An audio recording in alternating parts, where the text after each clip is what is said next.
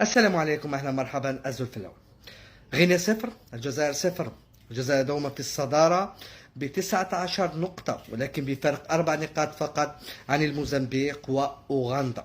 الجزائر لازالت بحاجة إلى 3 نقاط من أجل التأهل الرسمي إلى المونديال، ولكن مباراة غينيا بكثير من النقائص وبكثير من الأشياء السلبية وبأداء مقلق ومتعب ومرهق، رغم أن الأهم في هكذا مباريات طبعا هو التأهل، هو النتيجة، هو العودة إلى المونديال، ولكن في ذات الوقت النقائص والأمور الفنية التي في كل مرة يجب أن نتحدث عنها من أجل التصحيح ومن أجل البناء ومن أجل أن يكون منتخبنا حاضر أن يتأهل إلى المونديال وأن يكون قويا أيضا في كأس إفريقيا المقبلة.